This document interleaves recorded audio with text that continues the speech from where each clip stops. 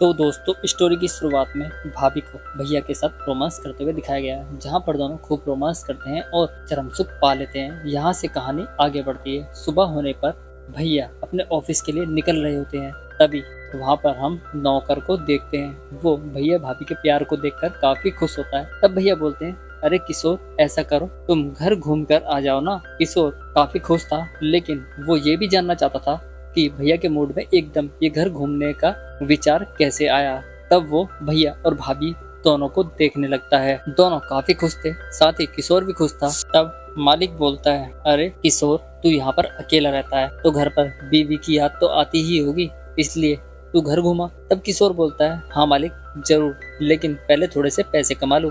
तब वो बोलता है, देख किशोर तू पैसे तो बहुत कमा लेगा, बीवी हाथ से चली गई तो दूसरी कहाँ से लाएगा। किशोर को कुछ भी समझ नहीं आ रहा था। तब मालिक साहब बोलते हैं, किशोर मैंने तेरा खत पढ़ा है और उसमें जो लिखा हुआ है ना, उसे देखकर सब कोई हैरान हो जाएगा, तो इसलिए तुम घर घुमाओ। इतना बोलकर वो ऑफिस के लिए निकल जाता है। किशोर भी वहाँ से मुंह बनाकर चला जाता है। तब मालकिन बोलती है तो उसकी बात का रिप्लाई नहीं देता, जिसके बाद मालकिन उससे बोलती है, मुंह क्यों चढ़ा रखा है, कुछ तो बता। तब किशोर बोलता है, हमने अपनी बीवी का खत आपको पढ़ने के लिए दिया था और आपने मालिक जी को भी पढ़ा दिया। मालकिन बोलती है, इसमें नाराज होने वाली बात कौन सी है, पढ़ा दिया तो क्या हुआ। जिसके बाद वो बोलता है, हमें अच्छा नहीं लगता मालिक ऐसी बात करते हैं। मतलब वो मालकिन से ऐसी बात करना चाहता था ताकि वो कुछ कर सके। मालकिन बोलती है, हाँ ठीक है बाबा, अब मैं आपका खत नहीं पढ़ाऊंगी।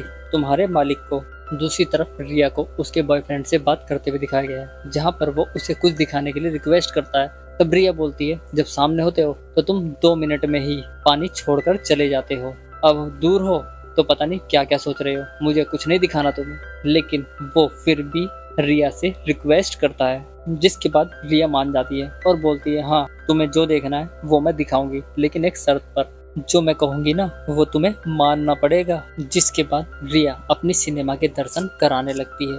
वो अपने हाथों से ही रोमांटिक होने लगती है और पानी निकालने लगती है। तो दूसरी तरफ उसके बॉयफ्रेंड को दिखाया गया है, जहां उसके बॉयफ्रेंड पर भी कंट्रोल नहीं होता और अपने हाथों से ही बंदूक चलाने लगता है। वहीं हम मालकिन को देखते हैं। किशोर इस बार फिर से एक खत लेकर आ जाता है। वो बोलता है, मालकिन मेरी बीबी का खत आया है, आप प्लीज इसे पढ़ दीजिए। मालकिन भी खुश हो जाती है और वो उस खत को पढ़ने लगती है। खत को पढ़ते पढ़ते वो अपने कंट्रोल से बाहर होने लगती है। वहीं किशोर भाभी को प्यार भरी निगाहों से देखने लगता है। वो मालकिन की खूबसूरती का दीदार भी करने लगता है। जिसके बाद मालकिन किशोर की नियत को अच्छी तरह से पहचान जाती है। उसका मन तो था, लेकिन मालकिन शुरू नहीं करना चाहती थी। खत पढ़ते पढ़ते दोनों के हाथ एक दूसरे को स्पर्श करने के लिए बेचैन हो रहे थे। तभी मालकिन बोल पड़ती है, किशोर जब मैं तेरे लिए खत पढ़ती हूँ ना, तो तेरा मन नहीं होता क्या, तू अपनी बीवी के पास चला जाए। किशोर बोलता है, मालकिन मन तो बहुत करता है, लेकिन